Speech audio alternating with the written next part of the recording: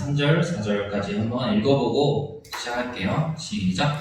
예수께서 제자를 삼고 세례를 베푸시는 것이 요한보다 많다는 말을 바리새인들이 들은 줄 주께서 아시니라. 예수께서 친히 세례를 베푸신 것이 아니요 세례를 베푸신 것이라.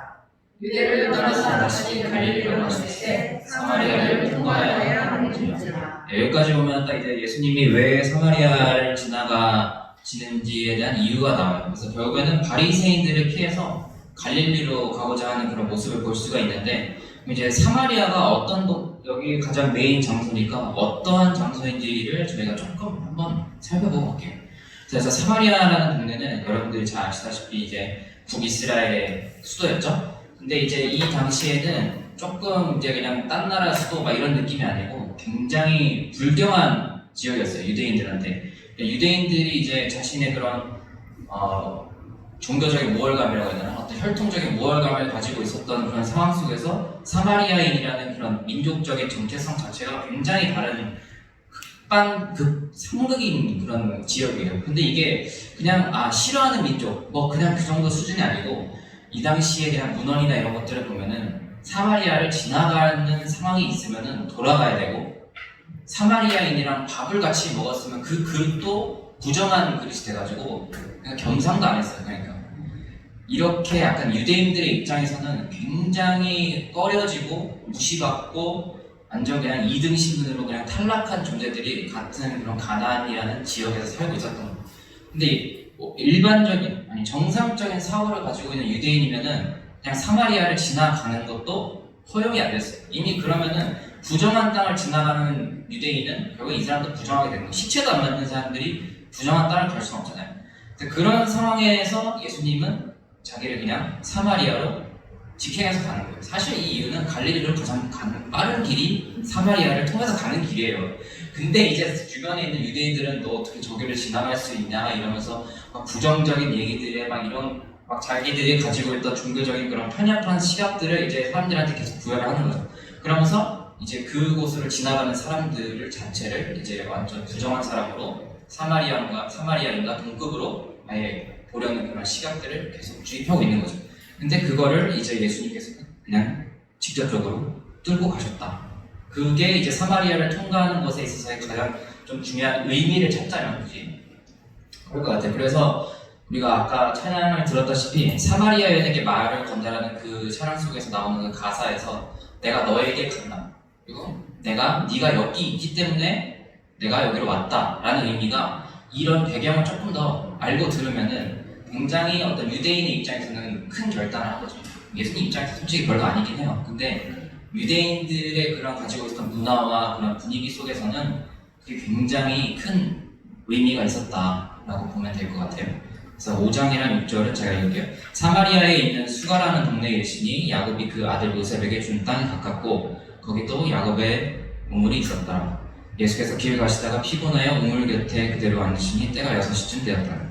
그러니까 이게 시간이 결국에 또 나와요. 우리가 지금 계속 배경을 보고 있는데 초반부에 이게 지금 이제 요한의 그런 복음 속에서 4장이라는 그런 사마리아 여인이라는 그런 어떤 내러티브 속에서 우리가 배경을 조금 살펴봐야 되는 게, 그러니까 이 시간도 중요한 게 결국에는 이게 6시라고 나와 있는데 지금 저희가 살고 있는 이 시간대로 보면은 이게 정오예요. 해가 가장 머리 높이 떠 있고 해가 쨍쨍하고 덥고 누구도 이 시간대 안 다녀요. 여기 사막이니까. 이 시간에 돌아다니는 것 자체가 굳이 여기 그 사막 길가를 걸어다니는 나그네가 아닌 이상 이런 도시도 아니죠. 촌락에서 집에 있어야지 이 시간에 굳이 돌아다니는 이유가 없어요.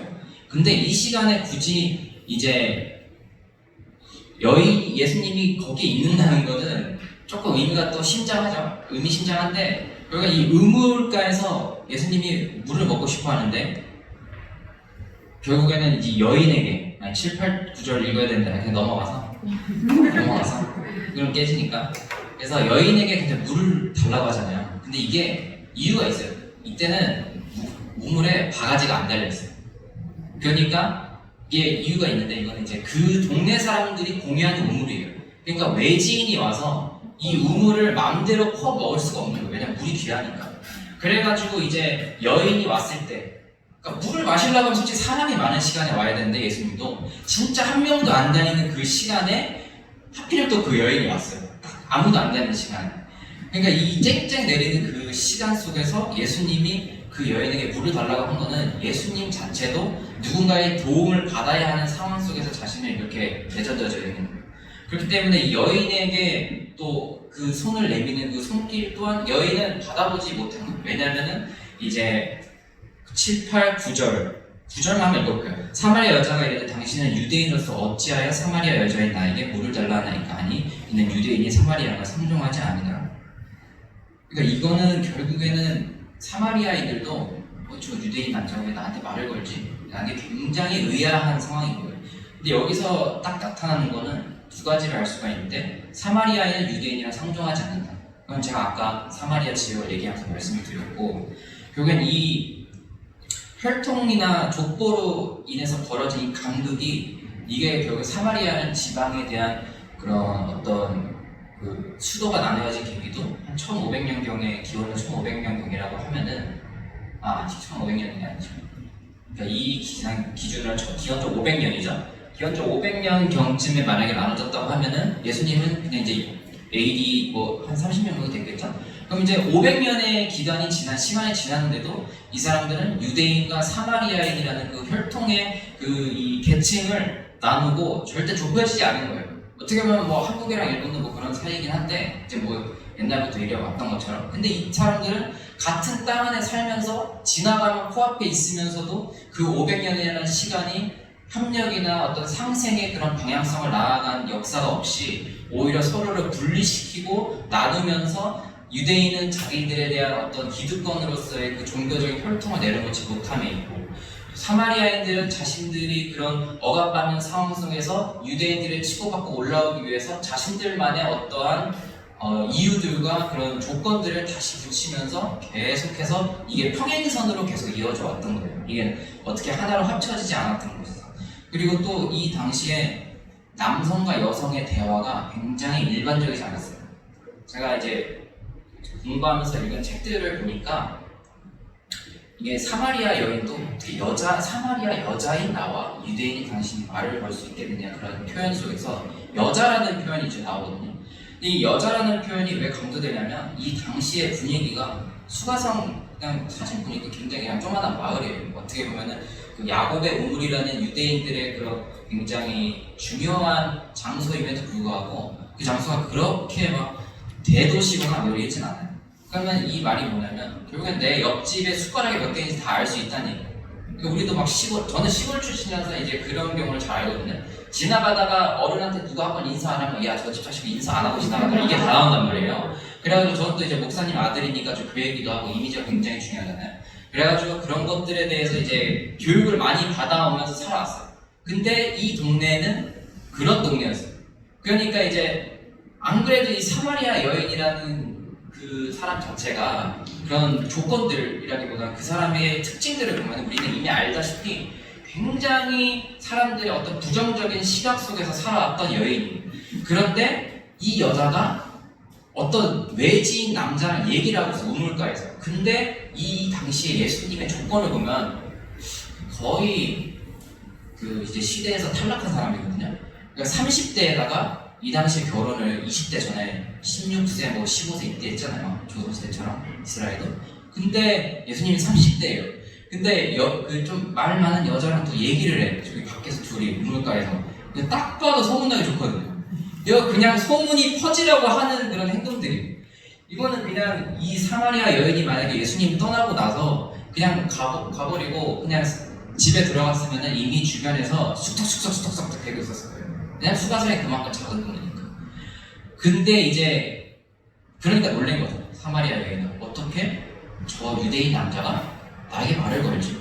그래서 제가 또 한번 자료를 찾아보니까 그냥 공부하는 책에 나온 걸 봤는데 이게 이제 율법 주석서인 그 당시 이제 미시나라는 그런 부분에서 한 부분을 읽어드리면 예루살렘의 요새에 된 요한이 말했다. 여자들과 말을 많이 하지 마라. 그가 말한 여자는 자기 아내였다. 그러니 하물며 지인의 아내는 더 말할 나위도 없다. 그리하여 현자들은 이렇게 말했다. 여자와 말을 많이 하는 자는 자신에게 악을 행하는 자요 율법 공부를 무시하는 자이면 종국에는 게헨나를 유업으로 받으리라. 그러니까 이건 그냥 장난 아닌 거예요. 이 당시 분위기 자체가 그냥 예수님이 사마리아인 여인에게 그냥 모르는 여자 남자가 서로 일면식도 없는 자기 와이프한테도 얘기를 안 한다는데 그냥 일반 여자한테 말을 건다는 것 자체가 이거 진짜 말도 안 되는 상황이었던 거예요. 그러니까 우리가 아까 들었던 그 찬양의 그 가사들이 어떻게 보면 정말 내가 여기 있기 때문에 예수님께서 나에게 말씀을 거셨구나라는 그 당위성이 이런 배경을 알고 들으면은 또 새롭게 이렇게 다가오는 부분이 있는 거죠. 또 10절로 한번 10절, 11절을 12절 12절까지 한번 같이 읽을게요. 시작. 예수께서 대답하여 이르시되 네가 만일 하나님의 선물과 또 내게 물 좀 달라는 네가 누구인 줄 알았더라면 내가 그에게 구하였을 것이요 그가 생수를 내게 주었으리라. 여자가 이르되 주여 물 기를 그릇도 없고 이 물은 깊은데 어디서 당신이 그 생수를 얻겠사옵니까? 우리 조상 야곱이 이 물을 우리에게 주셨고 또 여기서 자기와 자기 아들들과 짐승이 다 마셨는데 당신이 야곱보다 더 크니까. 네, 여기서 물 기를 그릇이 이제 우물에서 물 기를 그릇이 없다라고 했는데 이건 아까 제가 얘기했던 것처럼 말씀드렸던 것처럼 이거는 개인이 들고 다녀야 돼요. 그러니까 이 당시 공명 우물이기 때문에 마을 사람이 아니면 풀 수 없는 거예요. 그러니까 너는 뭐 이 마을 사람도 아닌데 여기 와가지고 나한테 물이나 달라고 하고 있고 그러면서 뭐 이제 하나님의 선물과 뭐 내가 누구인지 알았더라면 뭐 생수를 내게 줬다 이런 말 하니까 여자는 솔직히 뜬금이 없는 거죠. 그릇도 없어가지고 나한테 그릇 빌려달라고 하는 내가 이제 나는 생수를 너에게 줄 수 있다라고 얘기하는 그 자체가 여자의 입장에서는 솔직히 저희도 그렇죠. 그런 입장에서는 이해가 안 되는 상황인 거예요. 뭐 지 앞가림도 제대로 못하는 애가 나한테 무슨 생수를 준다고 하고 있고 뭐 그런 상황인 거죠. 그러니까 이 여자는 궁금한 거예요. 네가 야곱보다 크냐? 근데 여기서 조금 더 한 번은 살펴봐야 될 건 우리 조상 야곱이에요. 그러니까 우리 조상 야곱인 거는 이 여인은 사마리아 여인이잖아요. 근데 예수님은 유대인이에요. 근데 야곱은 일단 저희가 알기로는 유대인의 조상으로 알고 있어요. 어떻게 거슬러서 굳이 붙이자면 이제 사마리아 여인도 공통조상을 할 수 있겠죠. 근데 이게 우리는 이해되지만 왜냐하면 제3자니까 유대인의 입장에서 이거를 만약에 사마리아인에게 들었다고 생각하면은 자식이 뭔데 야곱을 자기 조상이라고 얘기하지? 이런 상황이 오는 거예요. 이 땅 지나가는 것도 되게 불경건해가지고 이렇게 돌아가서 가는 인간들한테 야곱이 너와 나의 조상이다라고 말하는 그 개념 자체가 성립이 안 돼요. 이거는 거의 바리새인들이 만약에 이 여인이 하는 거 들었으면 멱살 잡고 아마 돌마다 죽었을지도 몰라요. 이거 진짜 불경건해가지고 이상한 것 같아요. 근데 그런 상황에서 예수님은 아무런 거기에 대한 꾸짖음이나 어떤 개념을 바로잡는다거나 그런 게 아무것도 없어요.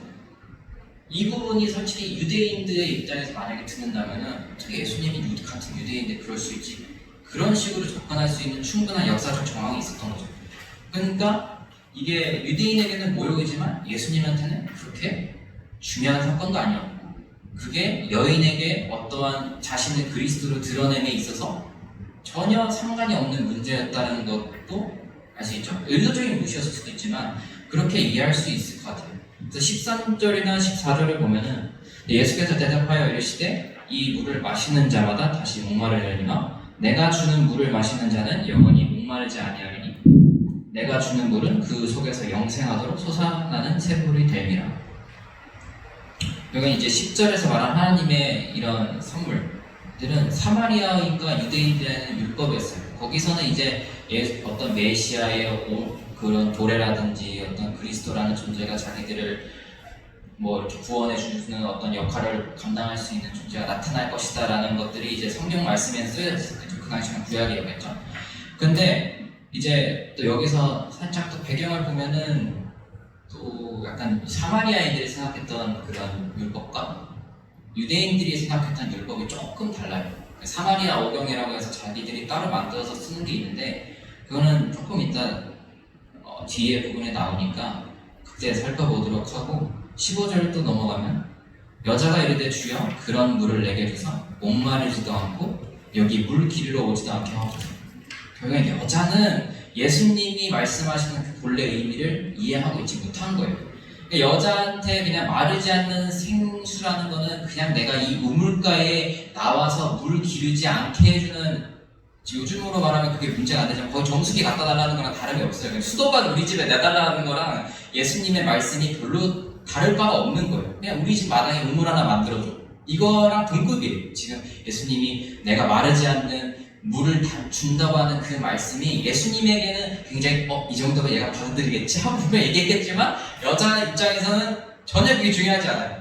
그냥 마음속에서 어떤 영적인 영원한 생수가 쏟아난다 이런 개념보다는 이 사람에게 지금 눈앞에 보이는 거는 그냥 내가 이 우물가로 나오지 않고 그냥 물을 기르지 않아 물 걱정할 필요 없는 그냥 그 정도 수준인 거예요. 그 여자가 이해할 수 있는 그 예수님의 말씀 가운데서 자기가 받아들이는 거예요. 결국에는 근데 이것도 뭐 뒤에 가면 사연이 있겠죠. 왜 여자가 우물가로 가고 싶어 하지 않는지. 저는 오히려 그 부분이 조금 더 그냥 물 기르기가 귀찮다기보다 아마 이 우물가로 나오기 싫었을 것 같아요. 이 12시에 나왔다라는 그런 시간에 대한 이야기들을 저희가 생각해 볼 때 여자가 분명히 나오고 싶지 않은 시간에 나왔다라는 걸 조금 더 그 여자의 입장에서 생각해 보면은 그럴 수 있을 것 같아요. 그래서 이제 이때부터 저는 이제 조금 이야기가 전환이 된다고 생각을 하는데, 결국엔 여자가 예수님의 그런 말씀을 들었을 때 어떠한 그 말씀 자체를 받아들인다, 혹은 예수님 자체를 받아들인다기보다는 그분의 말씀에서 나오는 자기가 필요로 하는 부분만 캐치해서 딱 받아들이는 거죠. 그러니까 어떻게 보면은 예수님의 그 말씀 자체를, 예수님 자체를 어떤 대상화를 시켜서 도구로서 온 거라고도 얘기할 수 있을 것 같아요. 그러니까 결국에는 자신의 필요를 채워주기 위한 하나의 도구적인 존재로서의 예수님의 말씀을 이해하는 이 여자의 태도가 이제 16절부터 이제 아마 바뀌게 나가는 거를 여러분이랑 같이 살펴보려고 하는데, 16절을 보면은 갑자기 이제 예수님이 네 남편 불러와라 이러시단 말이에요. 솔직히 이게 그냥 성경 말씀이라서 저희가 그렇구나 이렇게 해야 되는데, 만약에 소설이에요. 이게 만약에 이런 얘기, 내가 너에게 영원한 생명을 주겠다 하다가 나 그러면 그 뭐 물을 주면 뭐 내가 뭐 이제 목마르지도 않고 여기 물 길러오지도 않게 해주세요 이렇게 했는데, 갑자기 너 남편 불러와, 이렇게 완전 뜬금없거든요. 이게 이 뜬금없는 이 갑자기라는 표현이 저는 정말 머릿속에서 이거 읽다가 딱 떠졌어요. 이게 갑자기? 이런 생각이 너무 드는 거예요. 그래서 왜 굳이 이 남편 이야기를 꺼내가지고 예수님은 이 여인에게 무슨 말을 하고 싶었을까? 이게 약간 이번 본문을 좀 읽으면서 좀 이게 난해한 점이었었는데, 제가 좀 생각한 것들을 여러분들에게 말씀드리자면은 이제 17절, 18절 좀 먼저 읽어봐야 될 것 같아요. 그래서 여자가 대답하여 이르되 나는 남편이 없나이다. 예수께서 이르시되 네가 남편이 없다는 말이 옳도다. 너에게 남편이 5이 있었고 지금 있는 자도 네 남편이 아니니 네 말이 참되도다.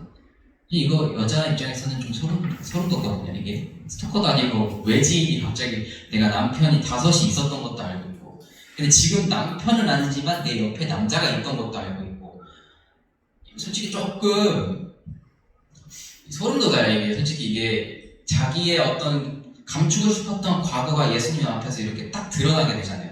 근데 그 부분에 대해서 여자가 제가 처음에 봤을 때는 19절을 잠깐 그냥 얘기만 하면은 선지자로서이다 이렇게 얘기하는 걸 보면은 그냥 어떤 초자연적인 기적을 행하는 사람?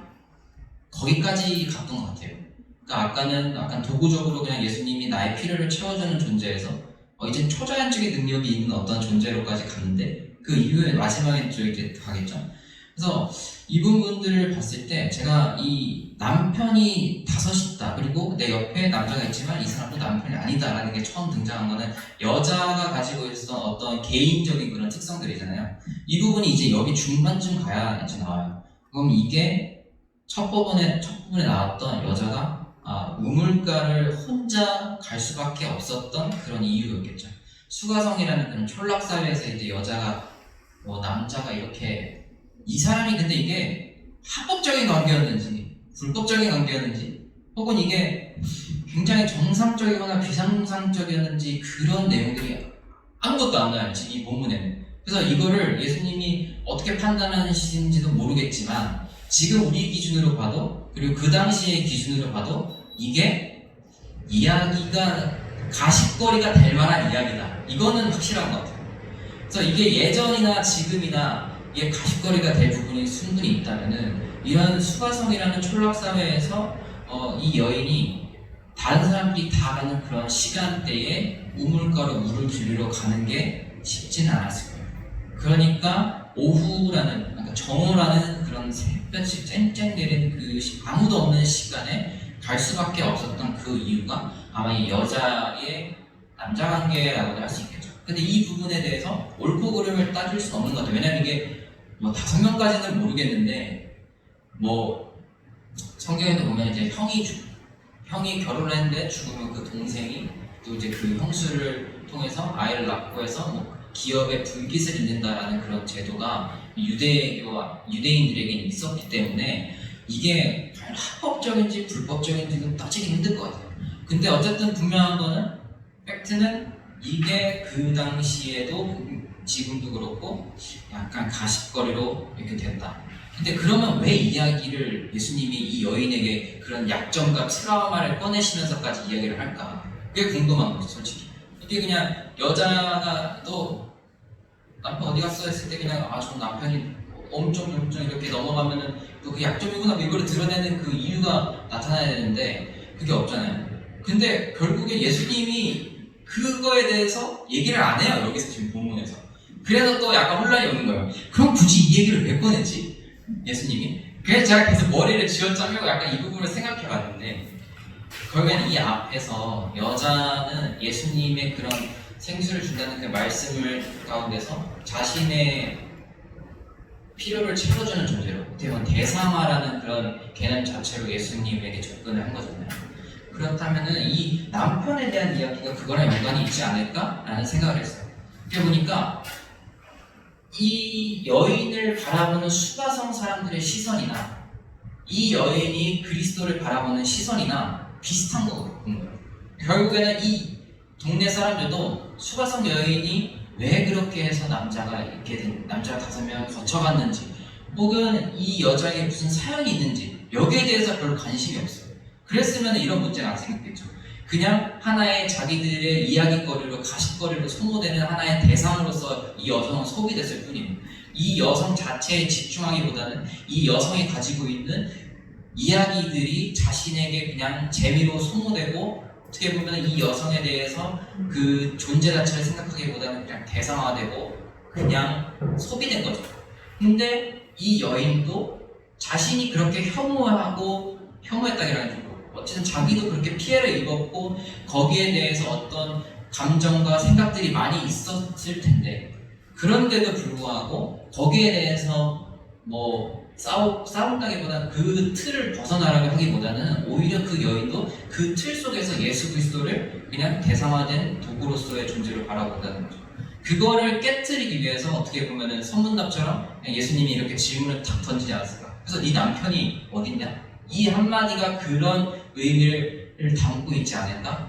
라는 생각을 좀 해봤어요. 이건 좀 많이 이렇게 소설을 좀 써본 건데 어떻게 보면은 근데 이런 식으로 그 여성이 가지고 있었던 그 당시의 프레임들이나 여성이 가지고 또 듣고 이렇게 재단되어졌던 그 사람들의 시선과 그 논리 속에서 어떻게 보면은 구원해주고 싶었던 그런 예수님의 마음도 그 남편이 어디 있느냐라는 그 질문 하나에 있다고 저는 충분히 생각할 수 있을 것 같아요. 그래서 이제 19절을 보면은 여자가 된 주유대가 보니 선지자 줬어요. 근데 여자가 아직도 이해를 못해요. 그러니까 결국엔 이 선지자라는 개념 자체도 그냥 이스라엘의 그런 역사 속에서 보면은 하나님과의 어떤 소통하는 그런 관계 속에서 하나님의 어떤 능력을 이 땅 가운데서 펼치고 있는 하나의 존재잖아요. 근데 예수님은 선지자로 자기를 얘기한 게 아니고 영원히 솟는 샘물을 전해주는 정말 그들이 기다리고 있었던 그 사람들이 기다리고 있었던 메시아는 아니지만 그리스도로 이 땅에 오셨다는 것을 보여주기 위해서 그 구약에서 나타났던 성성들을 계속 말씀을 해주고 계시는데 계속해서 결국에는 아직도 조금 좀 지질부했어요. 그렇지만 대상화로 보고 있다는 도구화로 보고 있다는 거는 여전한 것 같아요. 조금 더 진일보하긴 했지만 그래서 예수님은 이 부분에 대해서 만약에 이 여자의 대답을 들으셨으면 저는 조금 얘는 아직 좀 더 끌어내줘야 되나? 좀 안달복달 하셨어요. 근데 이제 여자가 갑자기 이제 20절에 보면은 우리 조상들은 이 산에서 예배해야 돼 당신들의 말은 예배할 곳이 예루살렘에 있다 하더이다. 이렇게 갑자기 뜬금없이 나와요. 그러니까 이 얘기가 종결되지 않았어요. 이 남편에 대한 이야기가. 근데 여자는 바로 갑자기 당신 선지자거든요. 근데 우리 조상들은 이 산에서 예배했는데 당신들은 예루살렘에서 예배를 해야 된다고 하더라. 갑자기 이 말이 나와요. 이게 왜 또 갑자기 이 뜬금없는 이야기의 연속이에요. 이게 사마리아 여인 이야기가. 대화가 솔직히 우리 만약에 누구랑 이렇게 대화를 한다고 했을 때 그 대화의 주제가 이렇게 갑자기 넘어가지 않아요. 그래서 이렇게 딱 보니까 여자가 약간 자기의 트라우마나 약점 이런 것들이 더 이상 이 이야기로 진전되고 싶어 하지 않는다라는 느낌을 좀 받았어요. 저는 그래서. 그래서 대화의 주제를 빨리 돌리는 거예요. 그런 느낌을 좀 많이 받았어요. 그래가지고 자기가 더 이상 이야기하고 싶지 않으니까 결국에는 자기 이야기가 아니라 어떤 민족적인 이야기로 갑자기 이거를 대승적인 차원인지 모르겠지만 이거를 환기를 시키는 거예요. 갑자기. 이거 도망간다고도 볼 수 있겠죠. 어떻게 보면은. 근데 이것도 결국엔 제가 봤을 때 이 이야기가 산을 얘기하는데 진짜 이야기가 산으로 가거든요. 지금 이 부분에서 딱 보더라도. 그래서 21절을 보면은 예수께서 이르시되 여자야 내 말을 믿으라. 이 산에서도 말고 예루살렘에서도 말고 너희가 아버지께 예배할 때가 이르리라. 결국엔 예수님이 이 여자가 그래서 회피함에도 불구하고 이 여자의 이야기를 계속 듣고 또 결국에는 그 여자의 이야기에서 또 대답을 또 해주세요. 20절이나 21절도 좀 역사적 배경이 있긴 한데 이 산이 그 사마리아에 있는 근처에 있는 산이에요. 서울의 남산이나 이런 게 있듯이 예루살렘에는 뭐 시온산이 있고 사마리아에는 이제 그 그리심산이라고 하는 산이 있는데 그 산에도 이제 성전이 있었어요. 예루살렘 성전과 같은. 이것도 과거에 이제 예루살렘 성전에서 뭐 유대인들만 예배드릴 수 있다고 하니까 사마리아인들은 그럼 우리는 어디 가서 예배드려요? 그러니까 또 그 같은 논리 속에서 빠지게 되니까 자기들만의 어떤 성전을 만들게 되고 또 율법도 이제 유대인들 거라고 하니까 또 자기들만의 율법으로 또 사마리아 오경이라는 것을 또 만들게 돼가지고 결국엔 그 사마리아 오경과 율법이 대비되고 예루살렘 성전과 그리심 성전이 대비되고 그런 또 기이한 현상이 일어나는 거예요. 그래서 여자는 또 이걸 물어보는 거죠. 어떻게 보면 이 유대인이 가지고 있었던 그 혈통에 대한 문제들을 다시 꺼내는 거예요. 그래서 이제 22절을 또 가볼게요. 그러면 너희는 알지 못하는 것을 예배하고 우리는 아는 것을 예배하나니 이는 구원이 유대인에게서 남이라. 22절이 다른 부분은 그래도 제가 이제 앞에 있는 부분까지는 조금 어떻게 생각하면 되겠다. 생각해보니까 이런 이야기로 이어지는 것 같다라는 게 들었는데 제가 유대인에 그렇게 긍정적으로 안 봐서 그런지는 몰라도 이게 너희는 알지 못하는 것을 예배하고 우리는 아는 것을 예배하는 이는 구원이 유대인에게서 나면 이거 도대체 무슨 의미입니까? 한국인이라서 그런 건지 이해가 잘 안 되더라고요. 그래서 제가 다른 번역을 한번 찾아봤어요. 그래서 이게 메시지 성경에서를 이걸 한번 찾아봤는데 이게 메시지 성경에서 이게 어떻게 되냐면 제가 읽어드릴게요. 너희는 어둠 속에서 확신 없는 예배를 드리지만 우리 유대인들은 밝은 대낮에 확신에 가득 찬 예배를 드린다. 하나님의 구원의 길은 유대인들을 통해 열린다. 그러나 너희가 어떤 이름으로 불리고 어디서 예배드리는지는 중요하지 않게 될 때가 온다. 사실은 그때가 이미 왔다. 이게 이제 23절 A파트까지 이렇게 연결시켜서 이렇게 한 건데 이게 저희는 23절이 이미 너희가 어떤 이름으로 불리고 이 부분부터가 23절이잖아요. 근데 이제 유진 피터슨이 보니까 이 메시지 성경에서 이것까지를 이제 한 묶음으로 이렇게 하더라고요. 이게 아마 문맥의 흐름상 이게 조금 더 맞다라고 그분은 이제 생각을 했겠죠. 근데 이렇게 묶으니까 또 느낌이 다른 거예요. 그래서 제가 또 이거를 보고 좀 드는 생각은 유대인들이 먼저 밝은 대낮에 확신에 가득 찬 예배를 드린다. 근데 이거는 맞는 것 같아요. 왜냐하면 유대인들이 이게 긍정적인 의미라고는 저는 말은 못하겠지만 유대인들은 가지고 있었던 그 종교적 확신에 의하면 그 사람들은 정말 확신에 차서 예배를 드리고 있었어요. 그리고 그 종교적 확신에 타서 사마리아인들을 차별을 했죠.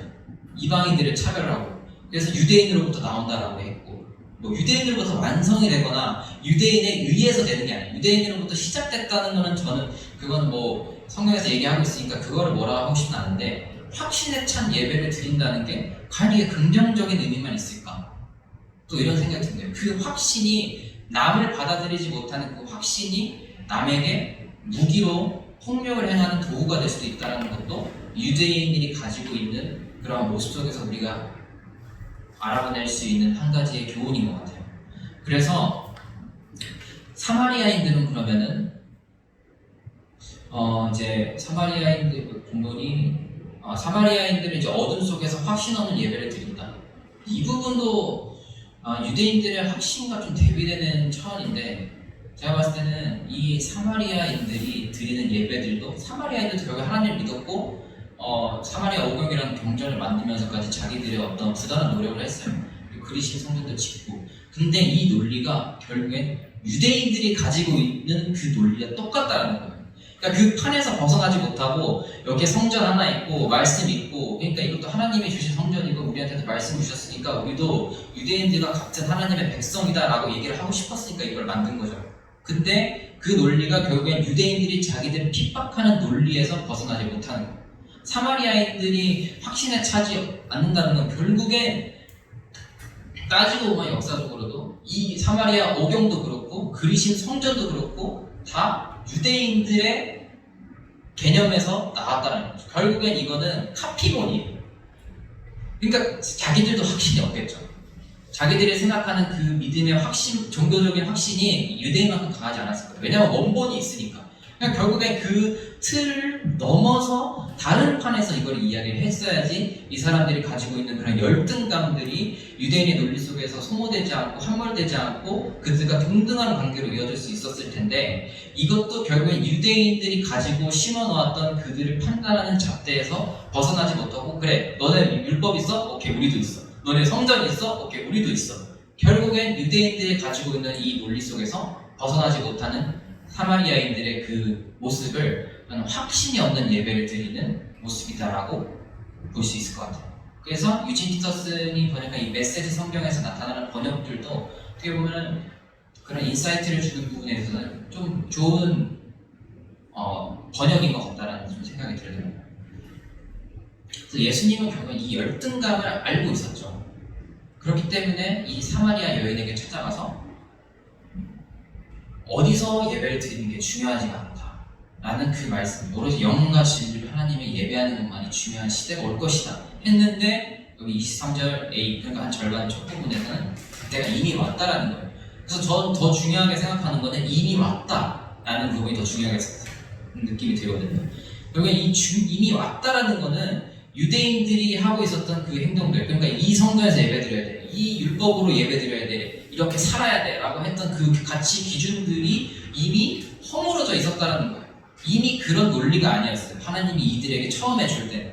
근데 유대인들이 그거를 자기들의 종교적 기득권을 위해서 그걸 더 강화하고 여기서만 예배드려야 되고 이 율법을 따라서 해야 되고 안식을 무조건 지켜야 되고 이런 것들이 점점 법률적으로 어떤 자기들의 삶을 옥죄고 판단하는 잣대가 되는 그 것들이 원래 아니었다라는 걸 저는 이미 그때가 이미 왔다라는 그 말 속에 담겨 있다라고 생각해요. 근데 사실 그때가 이미 왔다도 원래 그러지 않았고 처음부터 그랬다라는 의미가 좀 더 강한 것 같아요. 그래서 처음부터 이미 이 땅이 중요한, 어디서 예배를 드리냐가 중요하지 않고 누구의 피로서 예배를 드리냐가 중요하지 않고 그냥 너 자체로서 나와 함께 관계를 맺는 것이 중요하다라는 것을 이 3절에서 그 첫 부분에서 볼 수 있는 것 같아요. 24절에서 이제 하나님은 영이시니 예배하는 자가 영과 진리로 예배할지니라. 25절, 26절 제가 쭉 읽어보면, 여자가 이르되 메시아 곧 그리스도라 하는 이가 오실 줄을 내가 아느니 그가 오시면 모든 것을 우리에게 알려주시리이다. 예수께서 이르시되 내게 말하는 내가 그라 하시니. 내가 그라 하시니라는 그 부분을 저는 이 이야기의 가장 마지막 방점을 찍는 이야기라고 생각을 하는데요. 이제 빨리 끝나겠네. 이제 마무리해야 되는데 제가 빨리 끝낼게요. 이게 결국에는 이제 예수님은 이 예배가 어떤 거냐라는 것으로 결국엔 이 이야기의 끝을 마무리 지으세요. 그리고 그 예배의 대상이 나다라는 것을 통해서 어떤 이 이야기의 가장 핵심적인 포인트를 딱 집어주시는 거예요.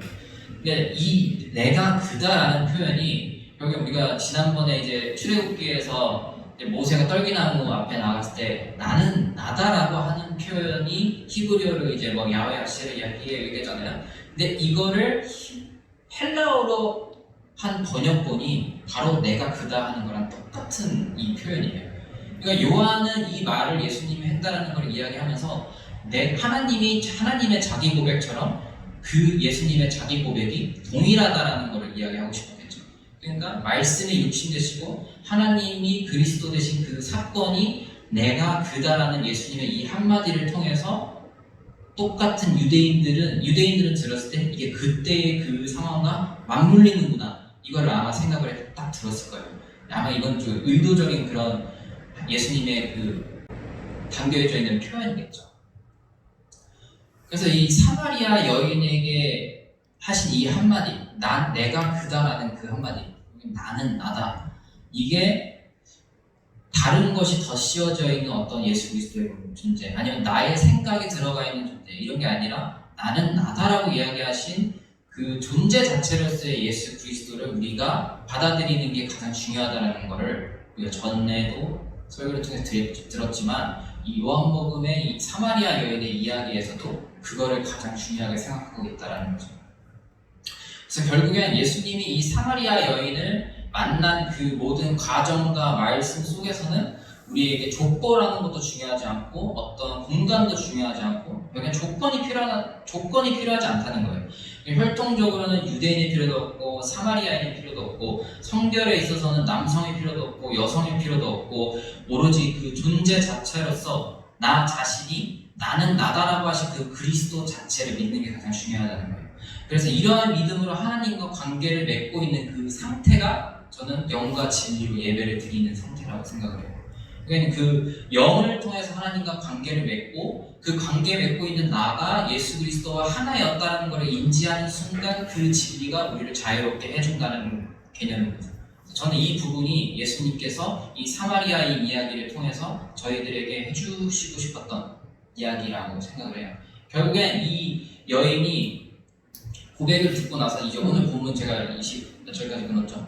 26절까지 끊었는데 이 이후에 나오지만 사마리아 여인이 성으로 들어가서 그리스도가 오셨다라고 고백을 하면서 이렇게 나가잖아요. 근데 이걸 이제 신학적으로는 최초의 여성 설교자라고 보거든요.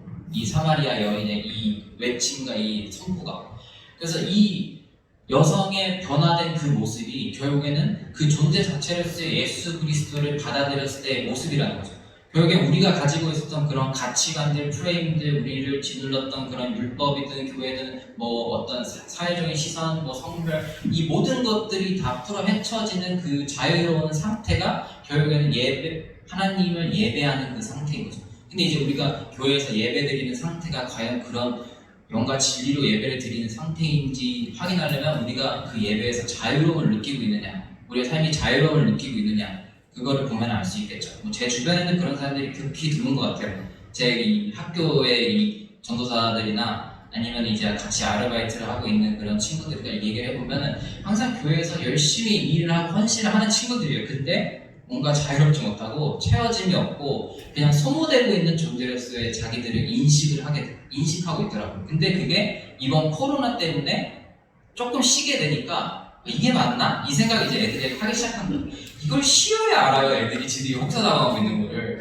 그것도 참 아이러니한데 그게 뭐 아트교회는 안 그러니까 일단 좀 감사하게 생각하고 있고요.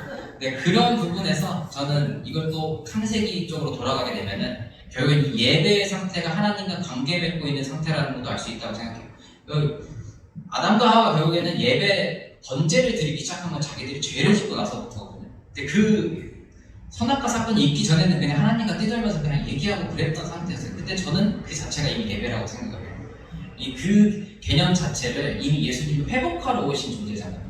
그런 창세 때의 그런 개념들을 이 땅에서 그 흐트러졌던 개념들을 다시 세우기 위해서 오신 분인데, 그렇다면 그 예배의 사건을 다시 회복하러, 예배의 관계, 그거를 회복하러 오신 게 결국엔 예수님이 이 사마리아 여인에게 오신 그 이유고 이 땅에 오신 이유겠죠.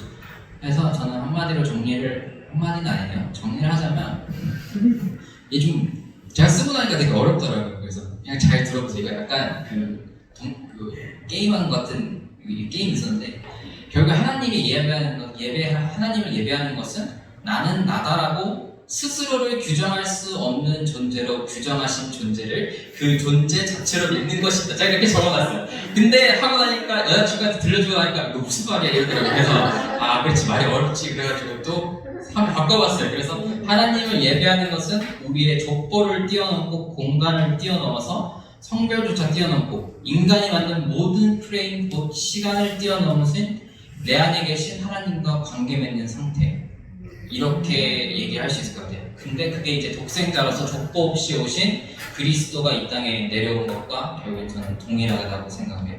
그래서 이 상태, 여기 예배 공간에서 이렇게 예배를 드린다, 뭐 이 시간에 맞춰서 예배를 드린다, 그거보다 하나님과의 관계에 있어서 우리가 예배의 상태로 넘어가는 것이 결국에는 저는 올바른 영광 진리로 예배를 드린다라는 개념으로 그것이 결론 맺어진다라고 생각을 하고요. 이렇게 설교를 마치고 우리 아트교회 성도 여러분 모두 그런 예배자들이 되기를 기도하겠습니다. 네.